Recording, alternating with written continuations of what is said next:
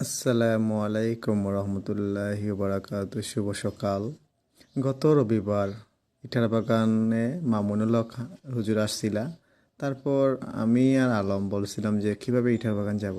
অনেক ছোটো থাকতে গেছিলাম, তবে ইটার বাগানের রাস্তাঘাট আমরা চিনি না। তারপর আমি আর আলম ঘুম থেকে উঠলাম সকাল 7টার পর। তারপর নাস্তা করলাম। নাস্তা করার পর দুজনেই 8টা 20-এ বাড়ি থেকে বের হলাম। বের হওয়ার পর একটা দোকান পাইলাম, মানে বুঝবলে যাওয়ার একটা দোকান পাইলাম। আলম পান খাইল। পান খাওয়ার পর আমরা হেঁটে হেঁটে গেলাম বুঝবলের দিয়ে।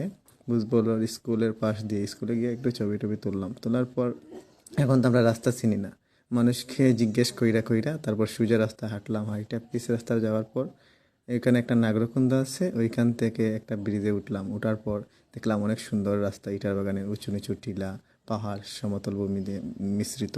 তো এত উঁচু উঁচু যে টিলা ইটার বাগানের, আমরা আজকে প্রথম দেখলাম। অনেক ছোটো থাকতে গেছিলাম তো, প্রথম দেখার পর ভাবলাম যে কেউ কোনো একজন রুগী যদি এইখানে আটকা পড়ে বৃষ্টির সময়, তখন রুগীকে কীভাবে নামাবে। মানুষ কত কষ্টের মধ্যে বেঁচে আছে। তবে ইটার বাগান আগের চাইতে অনেকটা এগিয়ে গেছে।